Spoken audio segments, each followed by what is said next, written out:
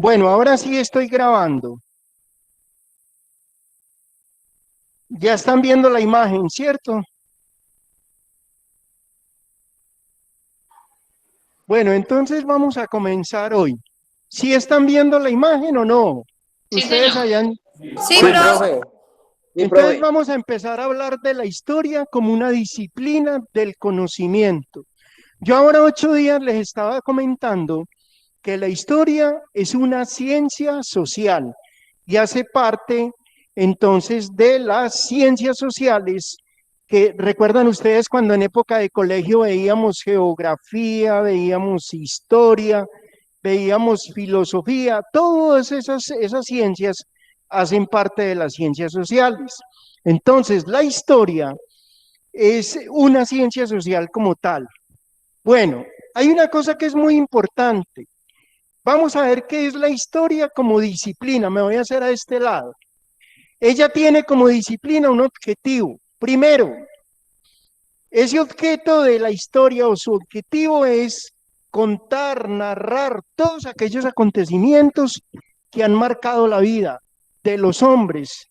Cuando yo hablo de hombres, también podríamos utilizar, sería mejor hablar del ser humano, porque ahí estaríamos abordando tanto a la mujer como al hombre.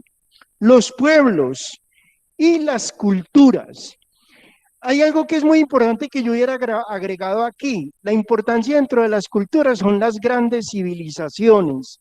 El mundo moderno, el mundo de hoy, nosotros venimos de la civilización grecorromana, donde nació la filosofía. ¿Dónde nació la filosofía? Si alguno recuerda, ¿dónde nació la filosofía? ¿Se acuerdan de los primeros filósofos? Sócrates, Platón y Aristóteles. ¿De dónde es entonces? De Grecia. Grecia. Grecia. Entonces, la filosofía nace en Grecia. Pero igual así como nace la filosofía en Grecia, ¿por qué se dice que nosotros venimos de la civilización grecorromana? Porque Grecia fue absorbida por el Imperio Romano. ¿Se acuerdan que el Imperio Romano llega y en medio de su poderío y todo eso se apodera de la cultura grecorromana? Entonces, en Roma es donde nace el derecho romano, ¿se acuerdan? El derecho romano. Bueno, hay una cosa muy importante. ¿Por qué nace la historia como disciplina?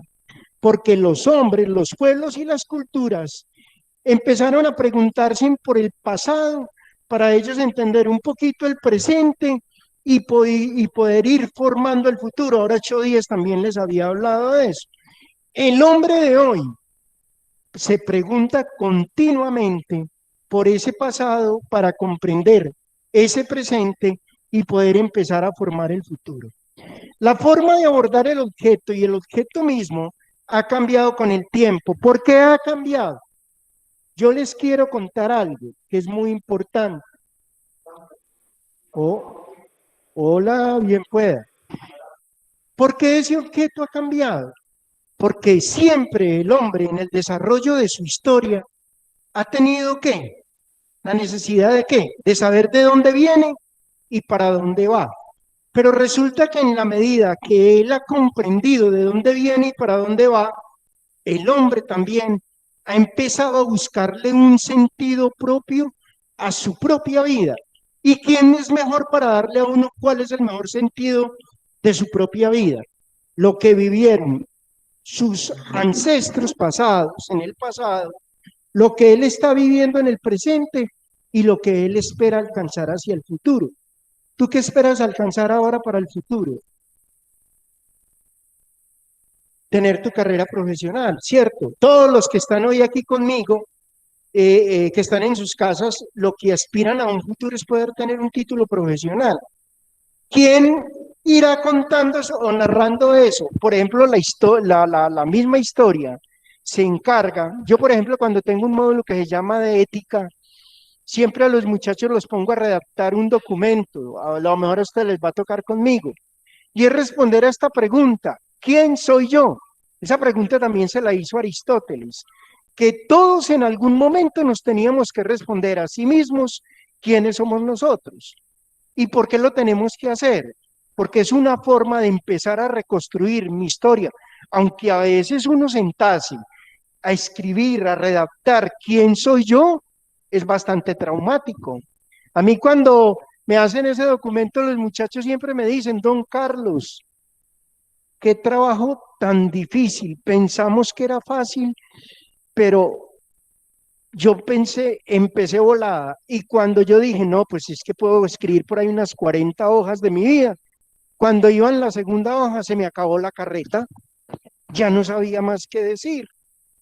Entonces eso significa, la historia nos permite conocernos, conocer nuestro entorno, conocer dónde nacimos, conocer nuestra familia, de dónde venimos, para dónde vamos, conocer de qué ciudad o de qué municipio o qué descendencia tenemos. Por ejemplo, la historia universal en Sella. Yo no sé, ¿ustedes recuerdan que tenía Cleopatra en su cabeza? Una serpiente. ¿Y qué serpiente tenía? ¿Qué significado tenía la serpiente para los egipcios? Si recuerdan. Peligro, ¿El qué? el peligro. Sería el peligro. ¿Se acuerdan que también Moisés cuando llega ante el rey de Israel, tira el báculo al suelo y en qué se convirtió? Una En una serpiente. serpiente. Serpiente. ¿Será que la serpiente es peligro? Entonces no será peligro, más bien la serpiente es ¿qué? Poder. Poder. Poder y también significa descendencia, descendencia. Y hay una cosa muy importante también para los egipcios, la fertilidad. Por eso para ellos era tan importante la serpiente como tal. Bueno, sigo contando. Aquí vemos que el objeto mismo ha cambiado entonces con el tiempo. En la antigüedad narraban las aventuras militares y la guerra por el Mediterráneo.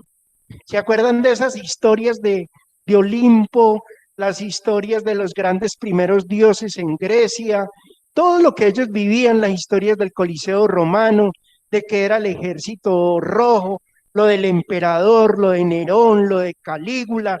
¿Recuerdan un emperador que tenía una particularidad? ¿Quién me dice quién era Gago? En la antigüedad, ¿quién era Gago y tuvo una incidencia muy grande en el Imperio Romano? ¿No han visto películas de la antigüedad? Él decía, yo me ya llamo Claudio, el emperador Claudio. Y estuvo Calígula, que por ahí han contado unas historias, pero desbordantes de lo que era Calígula. Entonces, es muy importante. Igualmente en la antigüedad habían muchos relatos históricos que justificaban el poder de los reyes. Era la forma de justificar, escribir, narrar. Por ejemplo, hay una biblioteca, la de Alejandría, en Egipto. En esa biblioteca están contenidos todos los grandes libros que narran hechos históricos de la antigüedad. Y ahí es por eso, de la biblioteca de Alejandría, es que hemos podido conocer un poquito cómo era Jerusalén, cómo era Babilonia, cómo vivieron. ¿Cuál es? Miren, por ejemplo, en la antigua Babilonia hubo dos grandes ríos, que es donde se escribió toda la Biblia, el libro sagrado. ¿Ustedes recuerdan los nombres de esos dos ríos? ¿Algunos recuerdan los nombres de esos grandes ríos, de los que están en la casa? El Nilo. El Nilo era de Egipto, pero resulta que estoy hablando de Babilonia. Babilonia estaba en otro lado, cerca de Egipto. ¿Se acuerdan del río Tigris y Éufrates? Esos dos ríos. Y entonces allí dicen que fue donde apareció, donde se narró toda la historia del paraíso, del Edén. Pero recuerden ustedes que la Biblia, en el libro del Génesis, dicen que más bien es una historia representativa que crearon para dar a conocer realmente el nombre. Históricamente, ¿cuántas teorías se conocen de la aparición del hombre?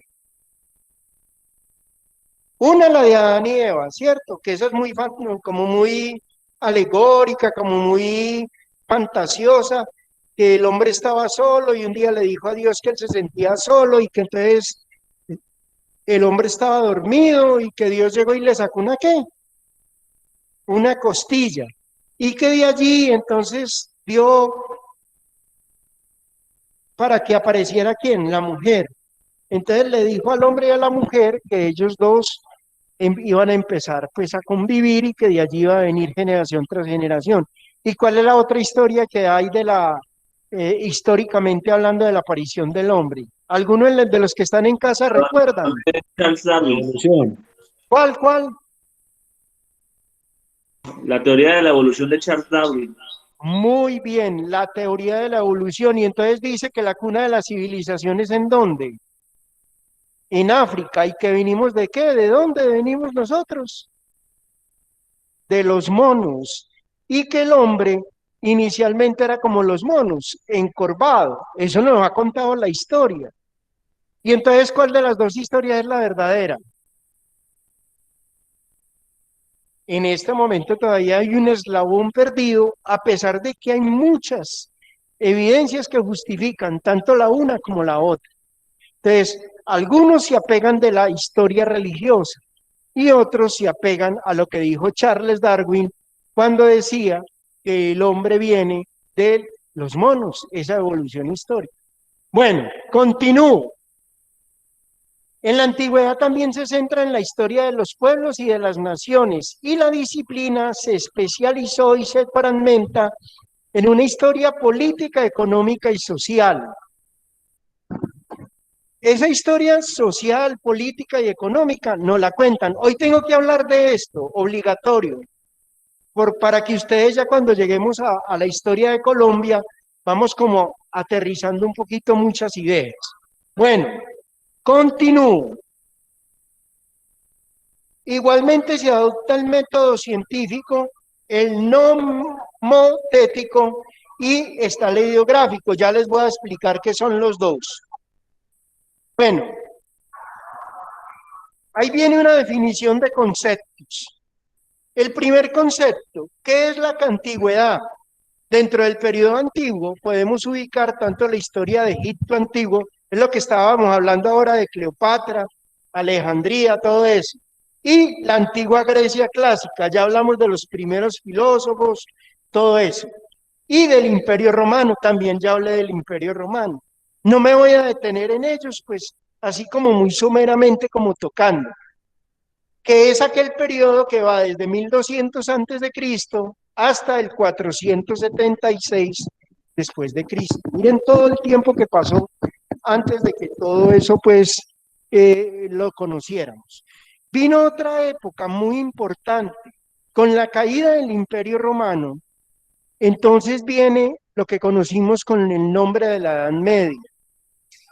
La pregunta para todos, yo les preguntaba ahora 8 días, que quién había descubierto América, todos me contestaron que Colón.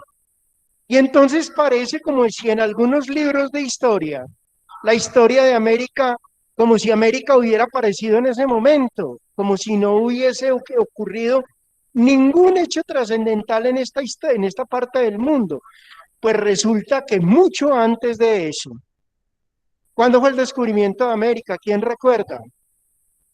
¿Quién recuerda cuándo fue el descubrimiento de América? ¿1400 qué?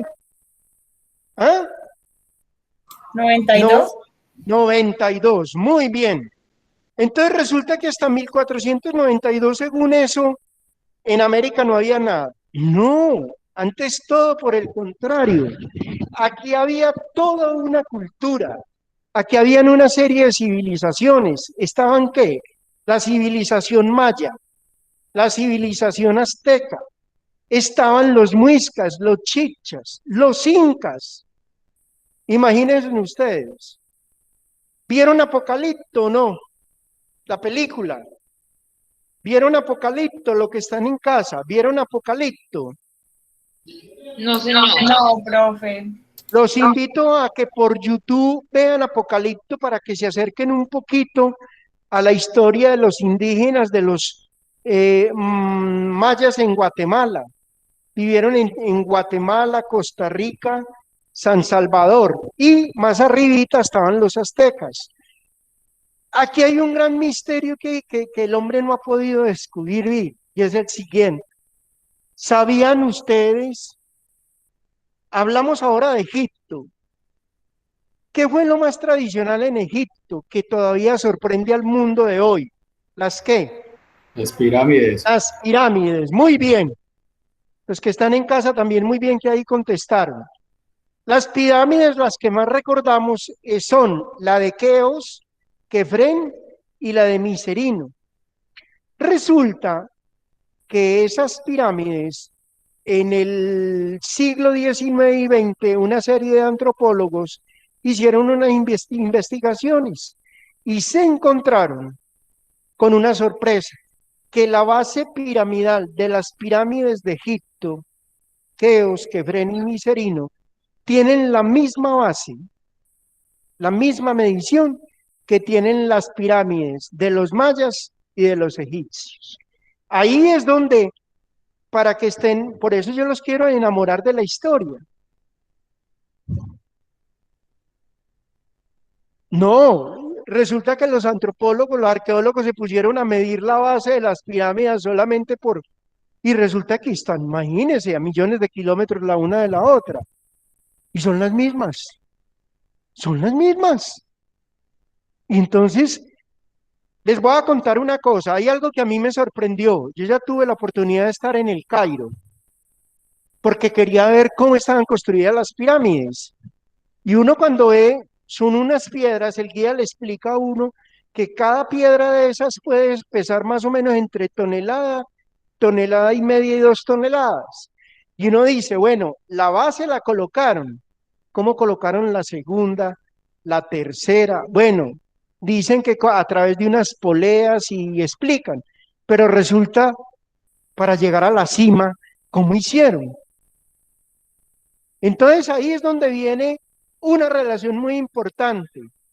Yo he estado escudriñando, buscando, he encontrado una sorpresa, una respuesta, y me voy a llevar una sorpresa. Resulta que en las pirámides de Egipto, lo pude ver en los jeroglíficos que hay en las pirámides, porque aparecen platillos voladores, objetos, ¿se acuerdan de los ovnis? Objetos voladores no identificados. ¿Por qué? ¿Qué hay detrás de eso? Hay un gran misterio para la humanidad. La historia todavía no ha podido contar qué es lo que hay detrás de esa situación. Es como fantastórica, como una fantasía, como algo increíble. Es como hoy por hoy, todos los que están en casa, ¿ustedes creen que hay vida en otra parte del universo? Totalmente. Yo ¿Usted también estoy de está de acuerdo, acuerdo profe. con eso? ¿Dónde cree que haya vida? En otros planetas, en otras galaxias. Miren lo que pasó esta semana. Llegamos a Marte. ¿Y por qué se está investigando en el planeta rojo? Porque los científicos encontraron en el lugar donde aterrizó el Provence, parece que allí anteriormente hubo un lago que se secó, porque encontraron vida, ¿qué? Bacteriana. O sea, encontraron elementos, bacterias que en algún momento debieron de haber tenido vida. Entonces, dicen que en algún lugar del mundo, en algún lugar del universo, ¿habrá vida o no habrá vida? Sí, profe, yo creo que sí. Y mucho Bueno, más. es lo que está en este momento por responder. Entonces, una situación bastante compleja que hay allí. Miren que todavía, a pesar de que la historia va narrando sus hechos, todavía tiene muchas incógnitas muy grandes para decirle al hombre de dónde venimos y para dónde vamos. Por eso es tan importante uno conocer muy de cerca la historia y vivirla intensamente para poder entender muchas de las cosas que están pasando. En la Edad Media, entonces, con la caída del Imperio Romano y la invasión de los bárbaros, comienza un periodo más largo conocido como la Edad Media, que va del siglo V al siglo XV. Siglo XV estamos hablando del año 1600, o sea, ahí está el descubrimiento de América. Entonces yo les decía, que el descubrimiento de América había sido un suceso donde pues para ellos pudo haber sido descubrimiento de América, pero para los habitantes que habían en esta zona, es como ahora, yo puedo ir a Europa, yo a Europa no lo, pues yo sí lo conozco, pero ustedes no lo conocen. Para ustedes llegar a Europa es un descubrimiento, hombre, estoy reconociendo cómo es Europa. Entonces yo creo que ellos de pronto por el deseo geopolítico de decir que colonizaron, hablaban de descubrimiento, pero realmente ellos no fueron los primeros que descubrieron, sino lo que yo les conté ahora 8 días, los mongoles. Los mongoles fueron los que realmente vinieron a esta zona, pasaron por el estrecho de Bering, por Alaska, y llegaron a esta zona, pero ellos nunca se dieron ese título, es que nosotros descubrimos América. La modernidad, el nacimiento de la modernidad se da en Europa con el Renacimiento en el siglo XV y tiene su mayor esplendor en el siglo XVIII con la Revolución Francesa. Se caracteriza por acabar con la Edad Media e inaugurar una nueva época, la moderna. ¿Qué aparece con la Revolución Industrial? Aparecen las primeras fábricas, aparece el trabajo como un empleo, los trabajos ya, las grandes fábricas produciendo en serie y contratando un gran personal. Hasta la época de la Revolución Francesa, ¿cómo eran los pueblos? Eran nómadas. Normalmente las personas se dedicaban a la agricultura y se dedicaban a la pesca. No había otro trabajo. De pronto habían ciudades muy grandes como Roma, donde sí podemos de pronto decir que habían algunos comerciantes, o lo que nosotros conocimos también como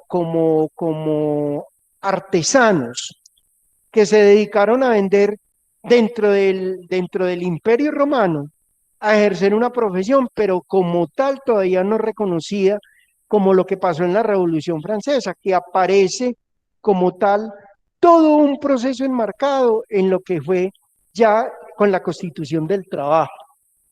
Bueno, ¿qué es eso del nomotético? Como su nombre lo indica, se refiere a aquel proceso metodológico que pretende encontrar leyes de carácter universal en los fenómenos sociales y naturales.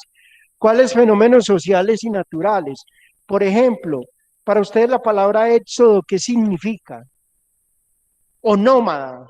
Éxodo es salida. ¿Y que para ustedes qué creen que es un pueblo nómada? Que Sin rumbo, sin hogar. Sin rumbo, pero que hoy están en un lado y se aprovechaban de qué, si no están en un solo lugar, ¿de qué creen ustedes que se aprovechaban? Los recursos. De los recursos naturales. Entonces, estaban hoy en un lado, aprovechaban, trabajaban en la agricultura y el pueblo se movía todo. No se movían como ahora que se mueven unas personas, no. Todo el pueblo se movía y se iban a trabajar a otro lado. Pero ya cuando llegó la época, cuando ya aparecieron las primeras culturas y las grandes civilizaciones, entonces los grupos, aparece otra palabra que ya no se llama nómada, sino que hablan de que los pueblos se volvieron sedentarios. ¿Qué significa la palabra sedentarios? Que no hacen Que se nada. establecen en un solo lugar. Tenían toda una organización social, pero ya no se mueven de la región que habitan.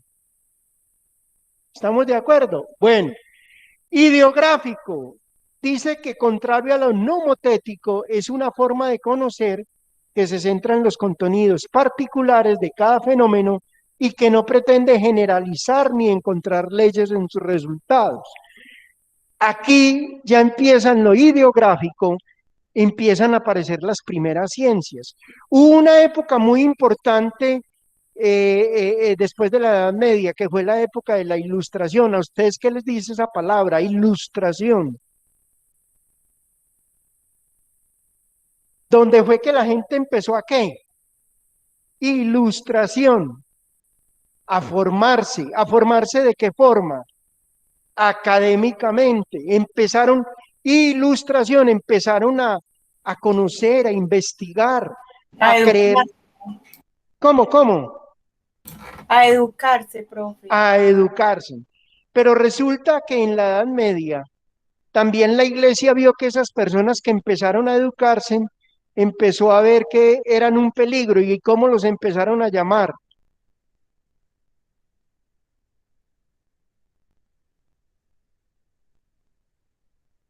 Esas personas que empezaron a Herejes. ilustrar, ¿cómo? Herejes. ¿Cómo los llamaban? Herejes. Herejes, o sea, también utilizaron la palabra de brujos y hechiceros, porque empezaron a saber cosas de, por ejemplo, de la naturaleza misma, donde la iglesia empezó a dominar y a decir, venga, eso es una herejía, eso es lo que tú dices en casa, muy bien. Empezaron a mirar el mundo de otra manera. Entonces ellos decían, venga, pero si es que a nosotros nos han contado esto, la ciencia nos va a permitir ver la verdadera realidad del mundo. ¿Y cómo supieron ellos de aprender a ver esa verdadera realidad del mundo? ¿A través de qué?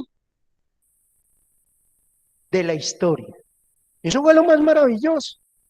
Entonces, por eso se habla de historia universal, por eso se habla de historia de América, de historia de España, y por eso hablamos de historia de Colombia.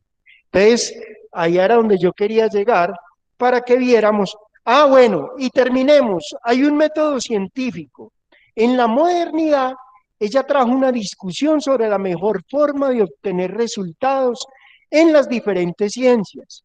Por esto, se optó por el método propio de las ciencias naturales, el cual tiene un componente fuerte en lo empírico, pretendiendo obtener leyes generales de los fenómenos. Entonces el hombre, lo primero que hizo a través de las ciencias naturales, de dónde venimos y para dónde vamos, dónde apareció el hombre. Venga, pero es que esa historia de que el hombre nació, de que Dios lo sopló de una bolita de barro, eso como que es como difícil de creer. Entonces, de pronto lo que decía ahora uno de los compañeros, con Charles Darwin, sí empezó a darse, venga, ¿será que es que el hombre como tal viene de un proceso evolutivo? Eso es lo que nos enseña la biología, nos enseñan las ciencias naturales. ¿Cómo apareció la flora y la fauna? ¿Qué fue lo que pasó? Entonces, por ahí hay otra teoría que hablan, eh, otra teoría también de la aparición del hombre que habla de la famosa teoría del Big Bang. ¿Se acuerdan de eso? No, en el colegio. Dicen que hubo una gran explosión y que allí fue donde apareció el universo y aparecieron los planetas y que en los planetas ya había una forma de vida. Y también hablan de la desaparición de los dinosaurios cuando hubo esa gran explosión. Miren, yo los voy a invitar a que hagan un ejercicio todos. Cuando vayan en un bus fuera de Pereira, empiecen a mirar las montañas. A mí ese ejercicio me lo enseñó a hacer un profesor que yo tenía, muy bueno en Calazán, el profesor Argemiro Gómez, de química. Y él me decía, mire solamente la constitución, la estructura física del universo, para que usted empiece a sacar muchas conclusiones. Por ejemplo, yo les cuento, yo que he conocido el país y he podido ir a visitar culturas como los emberas, como los paeses en el Cauca y en Nariño. Ellos, pues algunos están ya involucrados en el proceso de la Iglesia Católica, pero hay unos que todavía tienen creencias religiosas propias. Creen en el Dios Sol, en la Madre Tierra, y en la Madre Luna. Y ellos creen que los cultivos son un regalo de la Madre de la Naturaleza. Entonces uno dice allí, venga, y entonces, miren, por ejemplo, hay una cosa que yo tengo que no puedo dejar pasar por alto. Yo no sé si a ustedes les han contado que los que estudian filosofía o los que estudian matemáticas finalmente terminan no creyendo en Dios y haciendo la negación de Dios y hablando de ateísmo. Claro, porque empiezan a aparecer desde el método científico empiezan a aparecer una cantidad de contradicciones donde la gente llega y dice, venga, entonces Dios sí existe.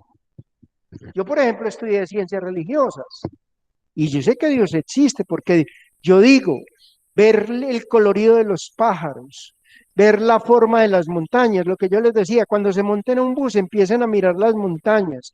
Les cuento, en la vía Armenia se ve el Cerro del Machín, y el Cerro del Machín es un volcán que está activo y que está en el Tolima, está entre Tolima, Quindío y Risaralda. Y lo invitan para que vean la forma que tiene el Cerro del Machín, es esta forma tiene, totalmente piramidal.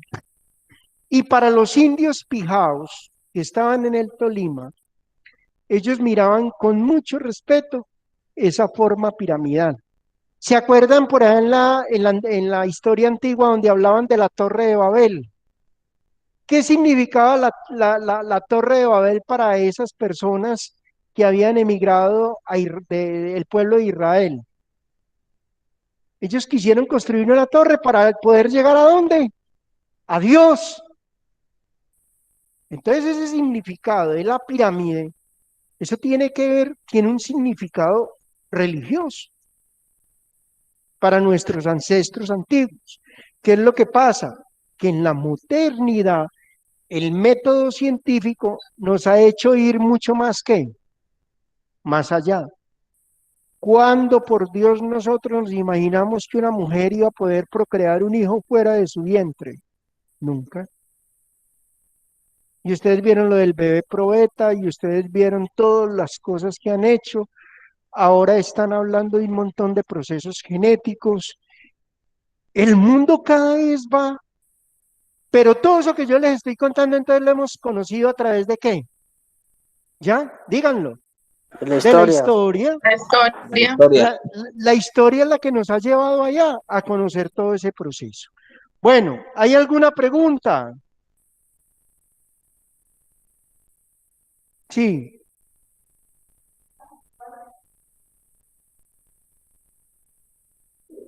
¿Le dieron el papel de qué?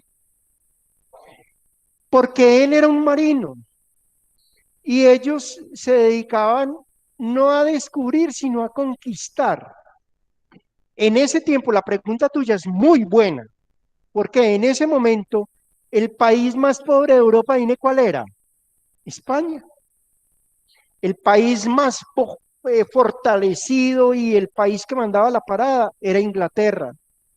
Y entonces, imagínate, llega un navegante llamado Cristóbal Colón y le dice a la reina Isabel y al rey Fernando que él creía que habían algunas tierras que todavía faltaban por descubrir.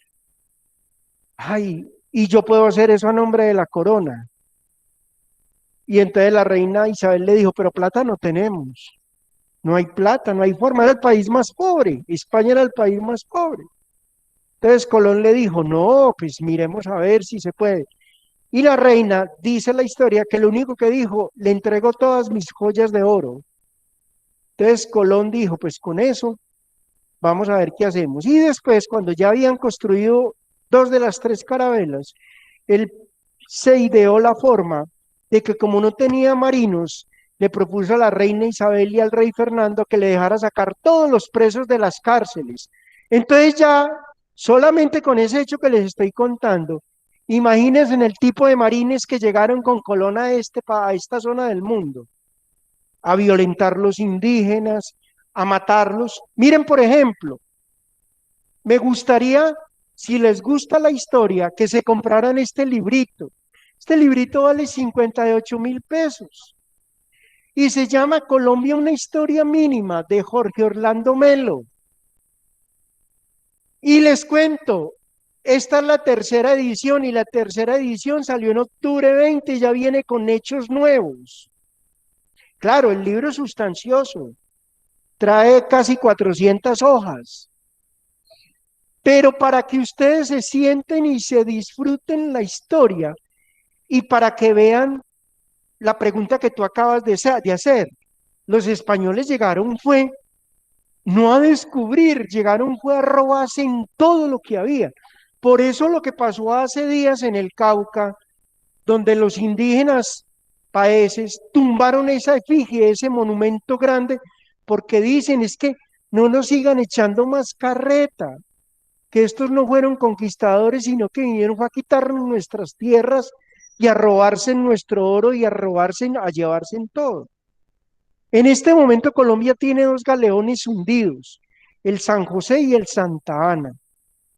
Se dieron cuenta que España el año pasado dijo, yo no voy a pedir nada de eso.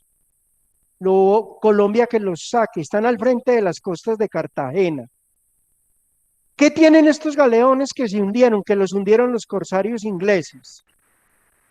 Oro. Todo el oro que se llevaban se robaban para España. ¿Ustedes creen que no fue una sorpresa para mí yo ir al Museo del Descubrimiento en Madrid y encontrar todo lo que hay allí en el museo?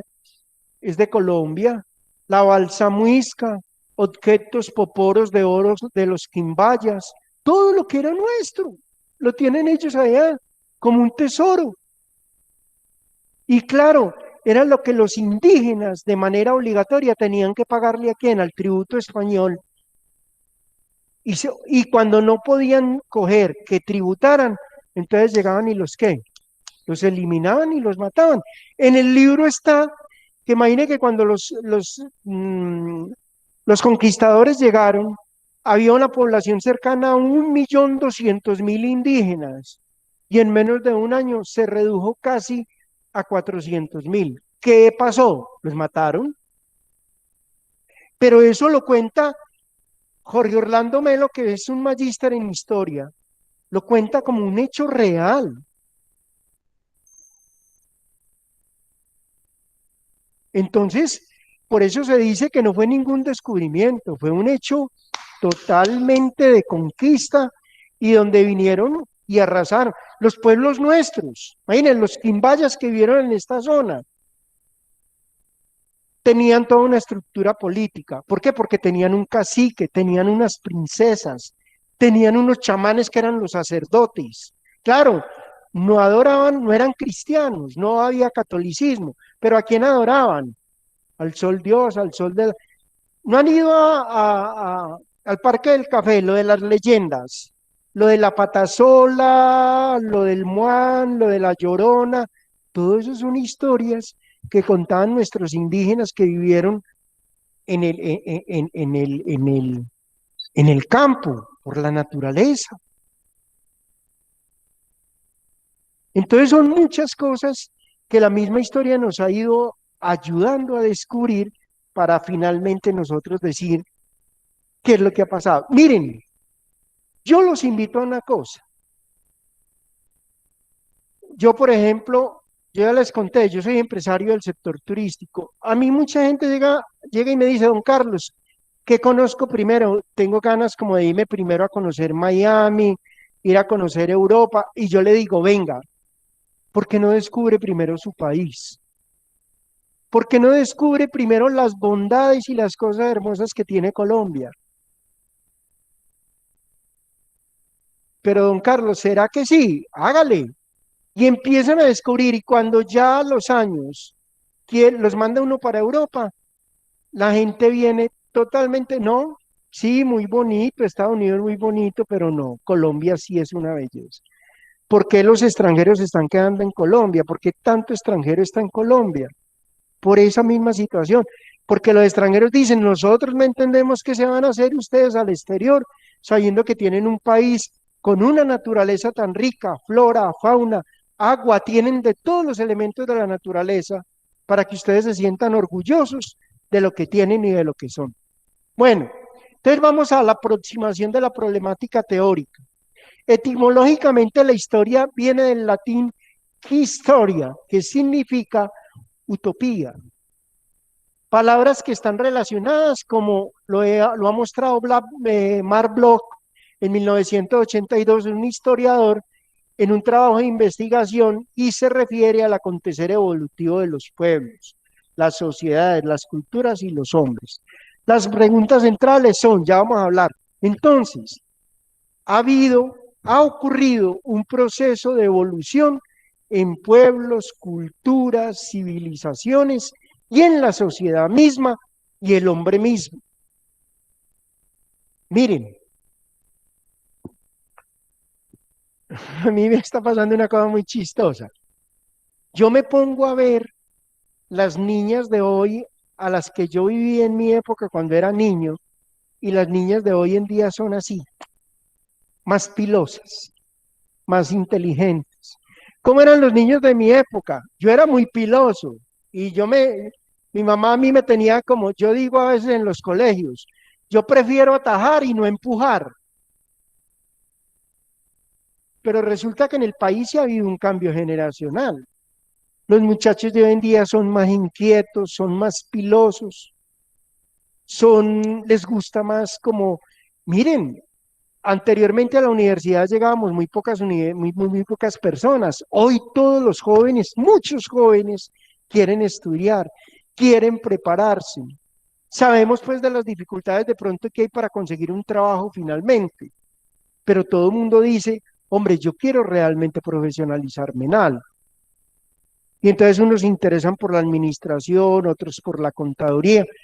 Palabras más y palabras menos, es lo mismo de la antigüedad. ¿Quiénes eran los escribas? Eran los que se dedicaban a la redacción de los textos sagrados y también al estudio. Los numéricos, ¿qué dice la palabra numéricos? Eran Pitágoras, todas esas leyes que hay, el famoso libro de Baldor. Ellos se dedicaron a las matemáticas. Era una profesión como la de los filósofos. Hoy en día son los mismos psicólogos, los psiquiatras. ¿Qué analiza un filósofo y un psiquiatra? El comportamiento de los seres humanos. Lo que pasa es que los tiempos han cambiado. El hombre tiene más hechos históricos para poder formatear, para poder engrandecer ese proceso histórico. Entonces, toda esta línea de tiempo, hay una línea de tiempo de la humanidad que se parte en dos. ¿Con quién? Con el nacimiento de Cristo. Recuerdan que antes del nacimiento de Cristo se habla de Antiguo Testamento.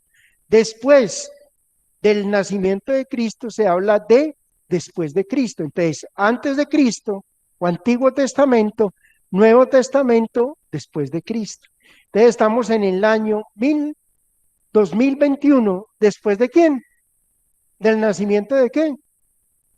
De Cristo. Bueno, entonces la pregunta, ¿por qué la historia tomó como un hecho importante el nacimiento de Cristo? Porque fue el hombre que revolucionó ese tiempo. Todo el mundo estaba llegando, es que la venida de un Salvador. Había mucha maldad, habían guerras. El mundo estaba en manos de unos pocos. Habían emperadores malos, había todo. Y entonces cuando Jesús llega, a sí mismo, él empieza a hacer las enseñanzas, dice, yo soy el Hijo de Dios. Todo el mundo dice, oh, cuando a Jesús lo matan en la cruz, lo matan es por un tema político. Los emperadores tenían miedo de perder ¿qué? El poder. Es que, miren, yo por ejemplo, cuando hice ciencias religiosas, yo analizaba todo eso que me iban contando, pero yo lo iba analizando con la vida real de una persona. A mí me daría vergüenza donde Jesús volviera ahora y encontrará en lo que están convertidas las iglesias. Entonces se dieron cuenta esta semana en Cartagena, o en Barranquilla, donde todo un barrio estaba esperando es que la llegada de Jesús y vendieron todo y el pastor se le robó la plata. Sí, Y yo profe, digo, yo escuché eso. ¿cómo? Sí, yo escuché la noticia. ¿Cómo? ¿Qué? Que yo escuché la noticia, profe. Sí, que fue impresionante. Imagínense, mucha gente, la noticia fue esa, mucha gente vendió su casa, su carro, todo y se lo entregaron a los pastores, que porque ese miércoles llegaba Jesús. Imagínense qué cucarachas tendrán esos pobres en la cabeza para uno vender todo y el pastor se perdió de robó la plata. ¿Ah?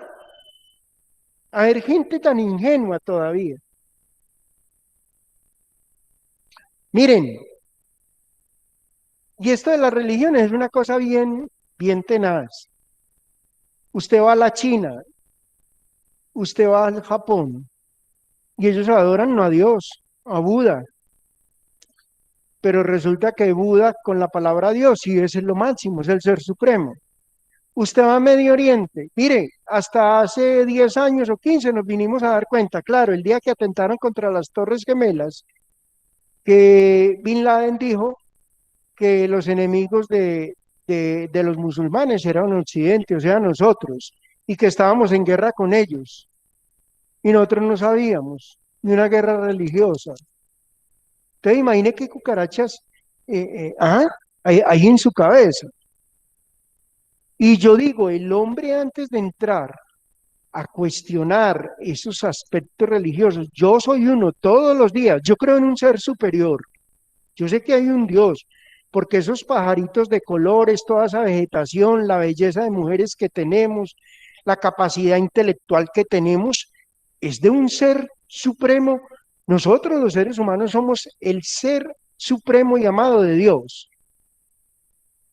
Entonces yo digo, hay un ser supremo, pero que yo me voy a poner a pelear con otro porque el de ellos, Alá, Yahvé, Jehová, Buda, todos esos nombres, es lo mismo, Dios. Entonces es berraco, ¿cierto? Por eso el método científico es tan importante para ir como entendiendo un poquito todas las cosas. Bueno, sigo. Entonces vamos a conocer ese acontecer dentro de ese proceso. Entonces ahí vinieron las 3 preguntas. ¿Qué es lo que investiga la historia? ¿Para qué lo investiga? ¿Y cómo lo investiga? Preguntas que en su mayoría no pueden tener una respuesta unívoca, sino que por el contrario, sus respuestas muestran la evolución que ha tenido el estudio de la historia a través del tiempo, tanto en los métodos como en su objeto. ¿Qué tal que en este momento el mundo estuviera atrasado en conocimientos? Miren, por ejemplo, en este momento hay una duda muy grande con lo del COVID-19. Venga, don Carlos, pero es que anteriormente se demoraron años y años y años para encontrar una vacuna. La de la malaria patarroyo casi no encuentra eso. Por eso. Y miren ahora, llevamos menos de un año y ya está la vacuna contra el COVID. El hombre, lo que yo les decía, los jóvenes de hoy, ustedes, la sociedad moderna, es una sociedad así, pilosa. Miren, yo no sé si ustedes lo sabían, por las calles de Pereira, el problema más grande que tenemos en este momento, fuera del COVID, es el problema ambiental. El mundo se está muriendo por el calentamiento global y el calentamiento global lo está produciendo la contaminación que produce el dióxido de carbono, que es la quema de los motores, lo que queman los carros, la gasolina, la combustión. Profe, no, Señor, también he escuchado ¿cómo? que también el ganado. El ganado también, la producción de ganado, las reses, la res defeca y todo lo que defeca, eso produce dióxido de carbono. Exacto. Y entonces imagínense ustedes, todo eso contamina y en este momento tenemos circulando por las calles de Pereira desde hace 10 años. Ustedes han visto un carrito cuadradito de Coca-Cola que es eléctrico, ¿lo han visto? ¿Sabían que ese carrito es eléctrico? Coca-Cola fue la primera multinacional que los puso a circular por el mundo. En Colombia hay 8 y uno está en Pereira. Lo otro, en este momento Megabús tiene 2 buses articulados que están funcionando a base de pura electricidad. En Medellín y en Cali en este momento hay parqueaderos que son propios para moverse a través de la electricidad. Entonces yo digo, qué maravilla de seres humanos los que hoy en día hay en el mundo. ¿Cómo ha evolucionado la ciencia? Y lo más importante, el conocimiento. Pero para poder hablar de ciencia y para poder hablar de conocimiento, tenemos que hablar, ¿cómo nos hemos enterado de eso? ¿A través de qué? De la historia. Miren qué bueno. Bueno, Entonces, continúa. Aunque el objeto de la historia, siguiendo a Mark Bloch en el 82, siempre han sido los hombres en el tiempo, las formas en que se lleva a cabo este estudio y el tipo de estudio y el centro de atención han cambiado desde la antigüedad hasta hoy. Todo ha cambiado.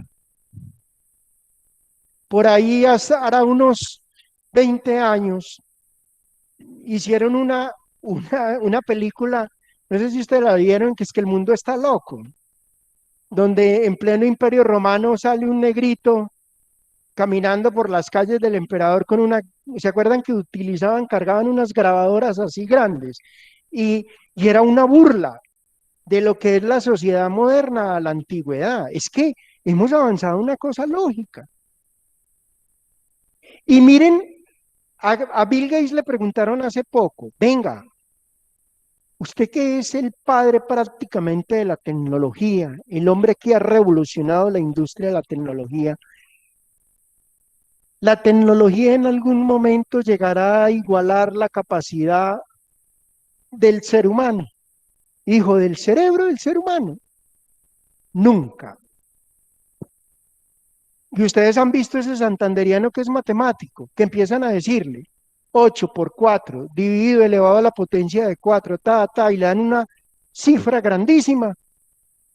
Y la calculadora, apenas ellos están en la calculadora, él dice, el resultado es este, y ese es. Entonces, ¿qué hay ahí? La capacidad del ser humano es maravillosa. A mí cuando un estudiante me dice, don Carlos, es que aprender inglés es tan difícil, yo le digo, no, tal vez es que tú no le colocas de pronto el amor y las ganas para hacer las cosas. Venga, don Carlos, es que la matemática es tan difícil. ¿Qué desarrolla la matemática? La lógica. La matemática te ayuda a pensar de manera lógica, de manera ordenada. La historia te enseña, te cuenta un proceso que ha pasado, que viene hasta hoy, para que tú conozcas lo que pasó, a ver tú qué dices que puede pasar hacia el futuro. La geografía, que hoy también es tan importante, nos ayuda a conocer todos los aspectos de tipo geográfico, de tipo espacial, de lo que pasa en el mundo, que son los meridianos, que son los paralelos. Para hablar un poquito de la parte ambiental, uno tiene que conocer un poquito de geografía. Miren lo que pasó esta semana en Kansas, en los Estados Unidos y en Texas. Hacía 22 años no nevaba. Y mire toda la gente que se ha muerto, no se habían preparado para eso. Hay una parte de la Biblia que es muy importante. Dice, el hombre no sabe, decía Jesús, el hombre no sabe ni el día ni la hora, pero hay que vivir con la lamparita encendida. ¿Qué significa eso? Es que uno tiene que actuar y pensar de una manera razonada. Uno tiene que hacer las cosas de una manera ordenada. Lo que pasa es que hoy en día es una locura. Tenemos mucho conocimiento, tenemos mucho de dónde echar. Matemática, física, filosofía, antropología, historia, geografía, todas esas cosas. Yo me imagino, miren lo que pasa. Uno comienza el colegio y cuando se gradúa de primaria, que pasó a sexto y una apenas saca pecho y todo y él no es feliz. Y empieza el bachillerato y todo el mundo se lo goza y todo eso en sexto y cuando usted llega a 11, usted es el chacho del colegio, uy, los bachilleres se van a graduar y todo eso. Y usted se gradúa, le colocan la medalla, le entregan el diploma y usted feliz. Y a la semana siguiente, ¿usted qué es? Es que el primíparo, todo el mundo se ríe de usted y le hacen bullying en la universidad. Aquí no. Aquí en la Remington no, los muchachos no les hacen bullying, pero en otras universidades les hacen bullying. Primíparos, hey, primípara, primípara, hey. Y empieza la gente. Y resulta que uno empieza la carrera. Y otra vez a los 5 años, saca pecho y volvió y se graduó. Ya tiene un título. ¿Y qué pasa el otro día? Vuelve y comienza la vida, porque ya tienes, es un proceso de preparación de tipo histórico, que te va a llevar ¿a dónde? Claro, a tener calidad de vida, a vivir bien, a tener una familia, a empezar. Eso es maravilloso. Voy a hacer una pregunta a los de la casa. ¿Alguno tiene diario de las niñas? ¿Todavía tiene el diario? No. No. ¿Tú tienes diario? Diario. ¿Lo tuvieron o no lo tuvieron? ¿Y qué lo hicieron? ¿Qué hicieron ese diario que tuvieron? ¿Y en ese diario qué contaban? La historia ¿de qué? De mi vida. Sus frustraciones, el primer amor, el primer novio. ¿Cómo me traicionó? O no lo traicionó, nunca lo olvidaré. Y eso que no lo volví a ver, ¿cómo estará de lindo ahora? ¿O cómo estará de linda? O como yo el año pasado que me encontré con la primera novia y le dije, gracias a Dios de la que me salvé. Porque ya tenía 3 matrimonios encima, más alta que yo, casi 2 metros y gordísima. Y yo decía, Dios mío, que esto es el mundo, esa es la historia de la vida. Es que por eso es maravilloso uno involucrarse en todo este proceso. Que uno a medida que va leyendo, miren, yo les cuento que yo leyendo este texto, me voy como si al pasado. Y cuando él empieza a contar cómo vivían los indígenas que cultivaban la papa, eran agricultores. ¿De dónde llegó el maíz? De México. ¿De dónde llegó la papa? Del Perú. Nosotros aquí teníamos, era frijol, piña, lulo, lo tradicional, naranjas. Todos nuestros indígenas eran agricultores y habían otros que se dedicaron a la orfebrería. La orfebrería eran los artículos ¿de qué? De oro. Entonces no eran ningunos como nos lo han pintado, es que llegó el descubrimiento de América y los españoles llegaron y que gracias a los españoles, sí se robaron todo lo que los pobres indígenas tenían. Todo se lo robaron. Entonces es un hecho lamentable porque uno ve que la historia van contando cosas. Claro, ¿qué investiga la historia? La vida. ¿De quién? Del propio ser humano. La narra, la cuenta. Cuenta sus costumbres, sus tradiciones, sus hechos más importantes, sus adelantos científicos, cómo ha cambiado la sociedad. Ustedes mismos a veces dicen, don Carlos, tan chévere que era cuando uno era niño, había más respeto por las cosas. Yo recuerdo, yo tenía una novia, me acuerdo que tenía una novia en Santa Rosa, y yo iba a hacer visita, y claro, es muy diferente a hoy, porque uno no le podía coger la mano pues, hasta los 4 meses. Hoy en día no la acaba de conocer y ya se coge de la mano y ya están proponiendo cosas y hablando. Claro, porque el hombre se ha vuelto y la mujer se han vuelto personas más no inhibidas como en ese tiempo. Todo el mundo era como así, como tímido. ¿Cómo? Se respetaba mucho. Se respetaba mucho. En cambio, hoy en día, todo ese proceso histórico ha cambiado. Dicen, por ejemplo, dicen que es que los jóvenes de hoy en día son maleducados. A mí no me parece maleducados. En Colombia falta un proceso, y aquí está, de tener cultura ciudadana. Porque yo, por ejemplo, he estado afuera y los muchachos norteamericanos saludan, muy buenos días, muy buenas, good morning, how are you? Le preguntan a uno, buenos días, ¿cómo está usted?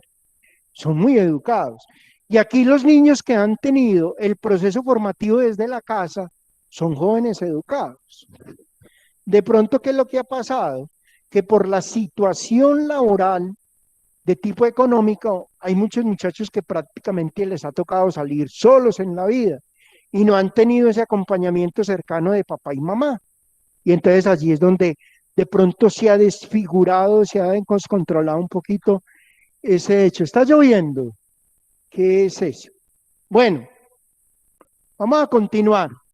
¿Alguna pregunta de los que están en casa, de ustedes? ¿Alguna pregunta? No, Bueno, profe. No, profe.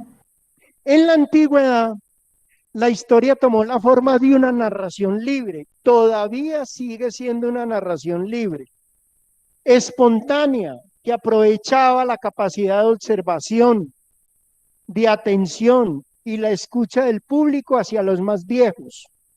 O sea, ¿qué pasaba anteriormente? La historia solamente, el Sanedrín eran ancianos, es que los sabios, y a los jóvenes no se les permitía. Entonces, que con una persona tuviera más edad era un sabio. Yo conozco jóvenes de hoy en día que son muy inteligentes, muy echados para adelante y muy capaces. Miren ustedes el caso de John Amortegui. John Amortegui ya es magíster en historia. Él y yo, usted imagina una conversación de él y mía, nos fascina hablar de historia. Y como conocemos muy bien hechos, hasta nos reímos y nos gozamos esos hechos históricos que en algún momento han pasado. Hay una cosa muy importante. ¿A ti qué tipo de películas te gustan? Drama, drama. ¿A ti?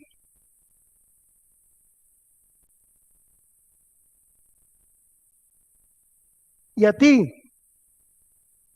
¿Fantasiosas? Sí. Y por ejemplo en la casa, los que están en casa les deben de gustar muchas películas que tienen de pronto un ambiente, por ejemplo, y no podemos cerrar la ventana. Por ejemplo, las de Walt Disney. ¿Cómo? ¿Quién no vio a Bambi? ¿Quién no vio a la Cenicienta? ¿Qué le formaron a uno esas películas en su entorno? Valores, el valor del amor, el valor de la cooperación, el valor de la dignidad. El Rey León. Imaginen, por ejemplo, que uno de los valores más grandes que tiene el Rey León es la lealtad. Entonces, miren ustedes cómo siempre hacen fruto de eso, de la imaginación, y que la persona que esté haciendo historia o estudiando historia le guste. No, no podemos cerrar. ¿Sabe por qué? Porque este lugar es muy cerrado. Y si de pronto, pues nosotros podemos estar aliviados, pero si anda por ahí es que ese bicho, pero ahí no, se está mojando mucho eso allá, no creo. Bueno, sigo. Por esto su contenido entonces se basaba en una aventura histórica militar, que para su momento eran las puertas para el Mediterráneo y el dominio sobre las otras ciudades. Los historiadores más destacados de esta época fueron, miren, ya habíamos hablado, Herodoto, Tucídides, Polibio, Aristóteles, Sócrates, todos esos, Atila, ¿se acuerdan de Atila? Todos esos esas historias que narraban de guerreros. En la Edad Media, o sea, del siglo XV, del siglo V al XV, los grandes relatos de la historia se hacían con el fin de justificar a los reyes, de contar su biografía y sus hazañas, y por supuesto tuvieron un gran componente teológico. Teológico, tratado de Dios. Había mucho miedo a Dios. Es más, la teología de la liberación enseñó de que a Dios lo deberíamos de ver desde el punto de vista amoroso. ¿Cuál es el mensaje más grande de Jesús? El amor y el perdón. En cambio, aquí en esta época eran a un Dios que castigador, un Dios que es que podía llegar y que no, un momentico, es que Dios es el que acoge. En esta época también era una época de hazañas. ¿Se acuerdan? Ahora hablé un poquito de los dos navíos españoles que están hundidos, el San José y el Santa Ana. ¿Quién los hundió? Los piratas ingleses. Y recuerdan ustedes que Walt Disney escribió toda una serie de películas que se llamaron ¿cómo? La de los corsarios. ¿Recuerdan en casa cómo se llamaron esas películas de Walt Disney que hablaba de piratas de qué? El Caribe. Del Caribe, muy bien, Piratas del Caribe. la 1, la 2, la 3, la 4 y la 5, y creo que hubo la 6. Eran narraciones de ese tipo, donde aprovechaban de la gente de qué, de la imaginación. Bueno, la modernidad en el siglo XV al siglo XVIII representó una triple ruptura para la historia. Por un lado, el desarrollo científico del Renacimiento en el siglo XV planteó la necesidad de alojamiento de las ciencias sociales, entre ellas la historia, de la unidad que estaba sustentada en la filosofía. La filosofía nace junto con la historia, porque empiezan a ¿qué? Prácticamente a hacer ese contar de todos los acontecimientos que han vivido las antiguas culturas y las antiguas civilizaciones. Yo no lo he cerrado porque me dijo Mortegui que no la fuera a cerrar por nada del mundo. Ah, bueno. Ah, bueno. Pues al menos aquí no estamos ahogados. Chao. Bueno.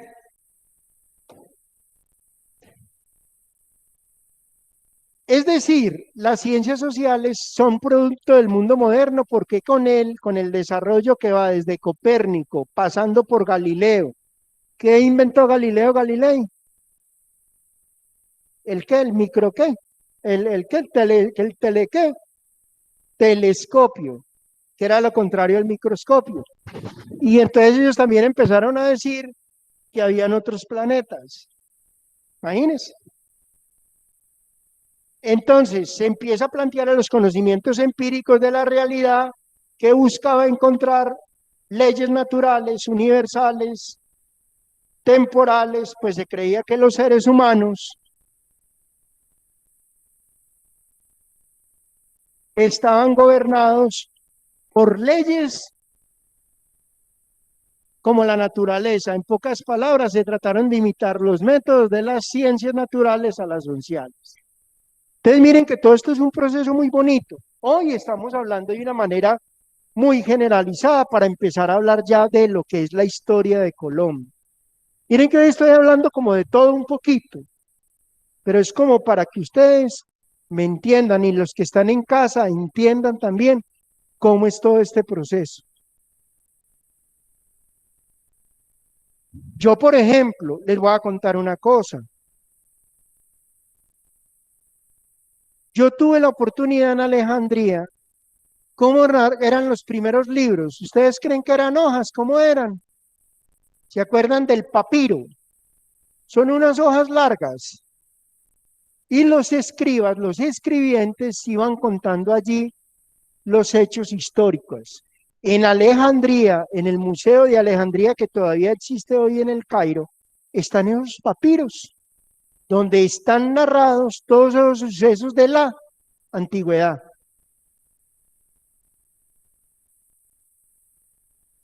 Miren, en el año 69 yo tenía 6 añitos. Y me acuerdo que mi papá esa tarde, eso fue un 9 de julio, un 11 de julio, no me acuerdo, en julio, cuando mi papá llegó con un televisor. Yo nunca papá, ¿qué es eso? Un televisor. Papá, vamos a ver ¿qué miraríamos en el año 69? ¿Alguno se acuerda o no? De los que están en casa, ¿alguno se acuerda qué pasó en el año 69?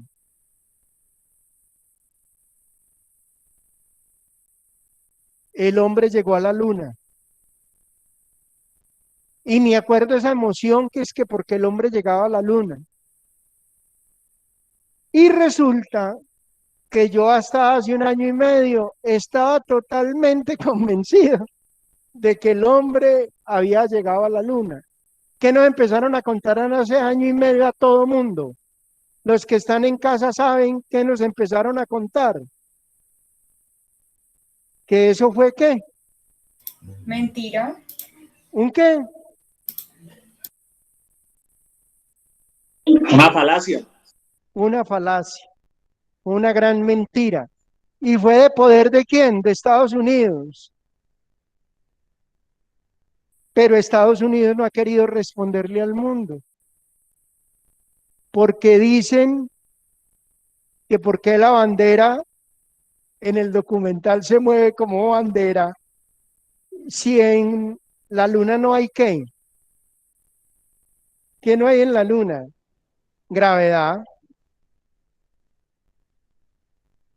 Y entonces imagínense, así como yo, que estaba convencido como ustedes que el descubrimiento de América había sido los españoles, ahora la historia me puso a dudar cuando hacen el análisis de ese video de que realmente Estados Unidos parece que nunca ha ido a la luna, que ha salido y que ha hecho exploración. Ayer yo veía, no sé si ustedes se dieron cuenta, todas las cosas que hubo chistosas ayer con la llegada del hombre a Marte. Entonces uno dice, hombre, ¿será que en el tema geopolítico esta es una forma de dominar el mundo? Decir que ellos, para recuperar un poquito ese poder político, económico y social, dicen que lograron llegar a Marte. Pues todo el mundo ayer aplaudió, ahí hay unas colombianas, hay una... Pero entonces vuelve el cuento, amanecerá y veremos. Porque también hay cosas que el mundo... Miren, por ejemplo, esta semana, la G, la Jurisdicción Especial con la Paz. Cuando empezaron a matar los campesinos, el ejército siempre dijo, cayeron en combate. Y eso fue lo que siempre se dijo, cayeron en combate. La única duda que había eran las mamás, pero es que mi hijo nunca estuvo en la guerrilla, es que mi hijo trabajaba aquí en Bogotá, lo de las madres de Suba. Es que mi hijo trabajaba en un puesto de perros y apareció muerto por ahí en Cúcuta y con un vestido de camuflado como si fuera... La gente empezó a investigar, entonces, cuando cogieron a los primeros militares involucrados, dijeron, esos fueron falsos positivos. Realmente el gobierno nos pedía a nosotros resultados y tuvimos que matar gente del común y colocarles el vestido de uniformarlos y colocarlos como si fueran guerrilleros y aparecieron como guerrilleros, pero realmente fue un hecho dantesco que tiene el ejército. Íbamos hasta 2000 el mes pasado, 2000 y pico, y ayer la JEP, como han estado llamando más y más militares, ayer se subió a 6402 casos de falsos positivos en el país. ¿Por qué se han dado cuenta de eso? Gracias a la historia. Ha habido quien narre, quien cuente, quien diga cuál fue la verdadera verdad. Entonces es lo que yo les decía ahora 8 días. El peligro de la historia es que la historia tiene dos facetas. Una, la faceta donde todo puede ser contado de manera real, pero está la otra faceta, donde la historia puede ser contada de una manera que no es real y tendremos que esperar mucho tiempo para conocer qué fue lo que realmente pasó. Por ahí hay un dicho, nosotros en Colombia somos muy amigos de dichos, que tanto rueda el cántaro hasta que finalmente se rompe, y que tarde o temprano la verdad se sabrá. Entonces esa es una situación que tiene la historia. Y lo que vamos a empezar a ver dentro de 8 días es solamente una reconstrucción que hizo Uniremington a través de este módulo de lo que realmente ha pasado en Colombia. Esta semana les voy a mandar al grupo de WhatsApp el primer documental para que lo vean, de cómo empezó. Ese primer documental es un documental chiquito, dura como 9 minutos, de la historia de los primeros pueblos. Alguien me escribió esta semana y me decía, tan chévere que es conocer esa historia de los pueblos indígenas, ahí la van a conocer de primera mano. Y también les voy a mandar un documento donde todo el mundo cree que la corrupción es de la gente de ahora, y resulta que en la época de la colonia, desde el momento en que se creó el país, van a conocer el primer hecho de corrupción que pasó en Colombia. Y fue con un español que vino de España, el rey Fernando mandó una plata, y ¿él qué hizo? se la echó al bolsillo. Entonces miren ustedes qué tan importante es ir contando paso a paso, someramente, todos estos hechos que de una u otra manera han acontecido en la vida histórica de Colombia. Así en el siglo XIX entonces empieza la disciplinación y profesionalización del conocimiento, la cual, como se ha dicho, está marcada por un rechazo a la filosofía y por la adopción del método científico. Este debate abrió dos tendencias dentro de las ciencias sociales: las matemáticas, ciencia política, sociología y económica, a las nomotéticas, y las ideográficas, la historia y la antropología. Ideográficas, ¿por qué? Porque allí es donde yo cuento lo mío, mis intereses, lo que realmente se debe saber. Miren, la mayoría de los grandes próceres construyeron biografías propias. ¿Qué han hecho los grandes historiadores? Han empezado a confrontar las narraciones que hay de la época de la colonia con lo que se escribió en los textos. Y entonces hace muy poco vinimos a comprobar, sorpresa mayor, cuando nos habían dicho que gracias al general Santander y el general Bolívar, el país había salido adelante. Sí, había salido adelante, pero los dos eran enemigos. Bolívar representaba al Partido Conservador, Santander al Partido Liberal. Y ríanse que leyendo un libro me encuentro donde el general Santander mandó matar al general Bolívar y no pudieron hacer el hecho. ¿Qué hubiese pasado históricamente donde el general Bolívar hubiera muerto? No sé, no se sabe. Pero entonces son acontecimientos que, vuelvo digo, desde la historia, son hechos que van cambiando esa forma de nosotros visualizar y ver los verdaderos hechos que acontecieron en la época que pasaron. Entonces, por eso es tan maravilloso. Miren, ¿por qué esa pregunta de quién soy yo que yo les decía que se hace en ética? ¿Cuántas veces ustedes no preguntan, no van a una entrevista personal, a una entrevista de trabajo y se encuentran con la psicóloga? Y la psicóloga les tira esta preguntita prendida. Hazme un favor, ¿tú me puedes hablar un poquito de ti? ¿Quién eres tú? Lo mismo, es quién soy yo. Y entonces empieza la persona a divagar. ¿Yo qué le dijera? Pues no, yo me llamo Sandra Viviana o me llamo Olguita, yo tengo 22 años, pero a ver, ¿yo qué más le dijera? Yo ya llego a presionar. ¿Yo qué le dijera de mí? No, pues hábleme un poquito de ti, qué te gusta, con quién vives. A veces es difícil. Cuando uno tiene muy clara lo que ha hecho, quién es, de dónde viene y para dónde va, ¿qué pasa? No cuenta con nada. Ah, sí, mi nombre es Carlos Humberto López, sí, yo soy ta, ta, ta, ta, ta, ta, ta, ta, ta, ta, ta, y usted se desboca, que hasta la psicóloga le tiene que decir, listo, con eso es más que suficiente, ya lo tienen a uno que parar. Cuando una persona llega con esa serie de lagunas, ¿qué le está demostrando a la psicóloga? Que de pronto puede tener dificultades. Porque la persona que es muy dudativa y que no sabe de dónde viene ni para dónde va, es una persona que no conoce su propia ¿qué? Historia de vida. Bueno, sigamos.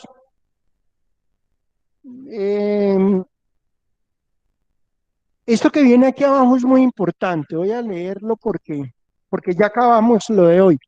El proceso de modernización a su vez, o sea, el mundo de hoy, trajo la necesidad, debido a los múltiples cambios en el mundo, de tipo cultural, de tipo ambiental, de tipo sociológico, psicológico, todo, de la especialización, es decir, de que la historia como disciplina se fuera especializando en ciertas ramas que pudieran responder mejor al mundo que se gestó. O sea, yo, por ejemplo, a veces hablo con mi papá y mi papá me dice, mijo, es que donde la gente supiese lo que nosotros vivimos entre los años 40, 50 y 60, la gente no nos creería. Es que el mundo, yo recuerdo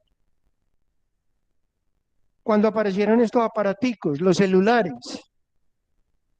Yo me acuerdo que el que lo tuviera tenía que invertir 1.400.000 pesos.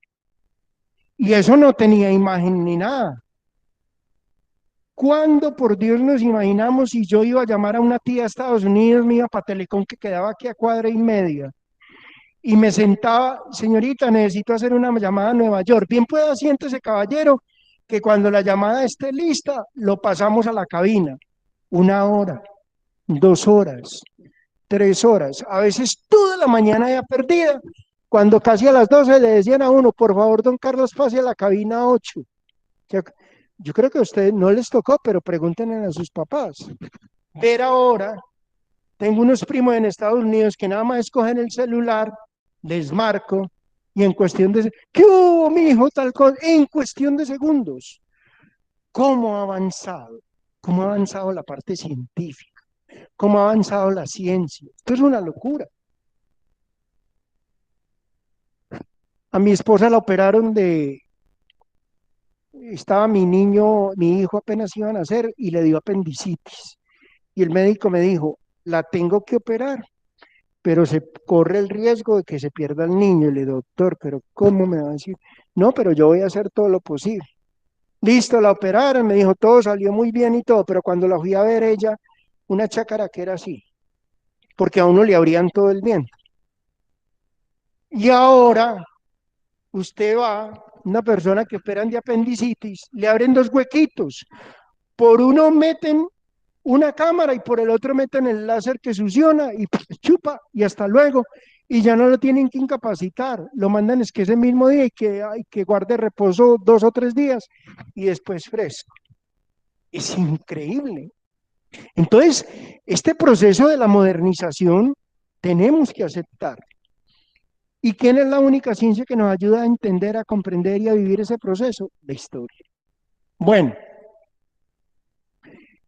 entonces ramas de historia fuertemente empírica. La historia, bueno, dice aquí, se empiezan entonces a crear múltiples ramas de la historia que respondían mejor al conocimiento objetivo de la realidad con una base fuertemente empírica. Entonces está la historia política, la historia económica, la historia de las instituciones, la historia de las mentalidades, la historia social y otras historias.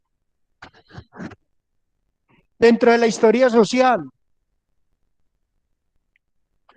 en Pereira hemos sido muy tranquilos, pero en Manizales usted se conseguía una novia y entonces la mamá iba y le decía a la hija iba y le decía a la mamá, mami, tengo novio.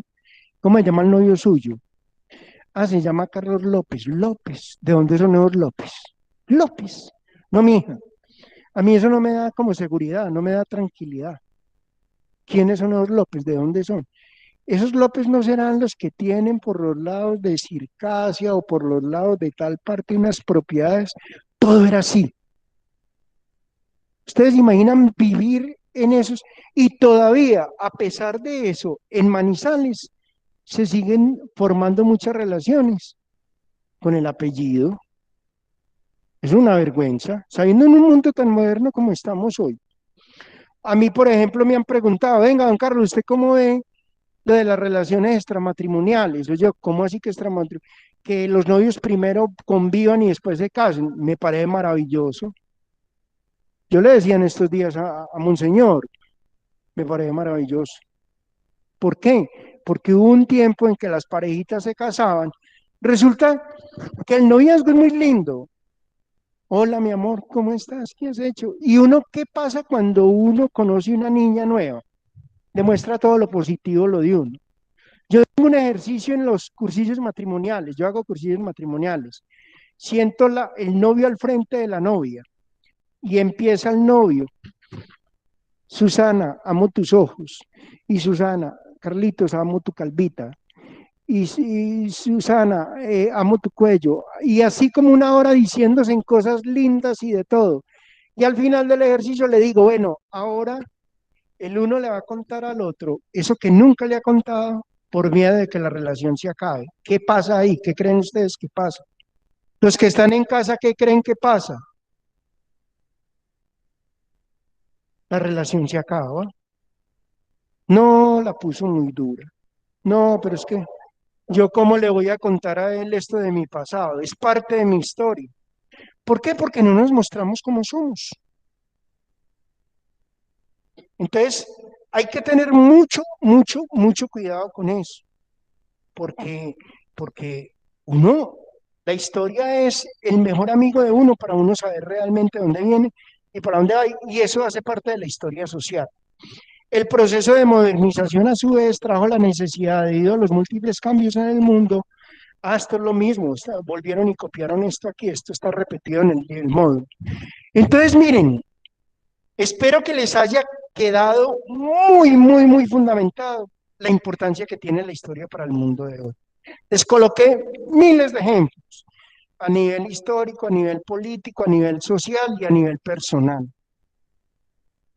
Entonces, es importante de que ustedes se enamoren de la historia como ciencia, para conocer que siempre la verdad. Y cuando usted tenga dudas de que ese acontecimiento histórico que le están contando de pronto no puede ser real, entonces no queda más de otra que investigar, escudriñar, buscar. ¿Buscar qué? Buscar otros elementos, puede buscar otros autores, otros conceptos, otros libros, para que le ayuden a encontrar la verdadera qué? Realidad y la verdad de lo que realmente ocurrió. Listo. Bueno, me alegra saludarlos. Un feliz día. Que Dios los bendiga. Y ahora más tarde les escribo entonces al WhatsApp para lo que me tienen que hacer. Muchachos, un abrazo. Profe, gracias. Muy bien. ¿Alguna Gracias, profe, pregunta? que esté bien. Ninguna. Gracias, profe. Feliz tarde. Bueno, Gracias. Gracias. bueno, chao, chao. Gracias. Un abrazo, chao, muñeca. Chao, que estén muy bien. Chao. Chao, profesor. 8 días. Bueno, chao, hijo, un abrazo.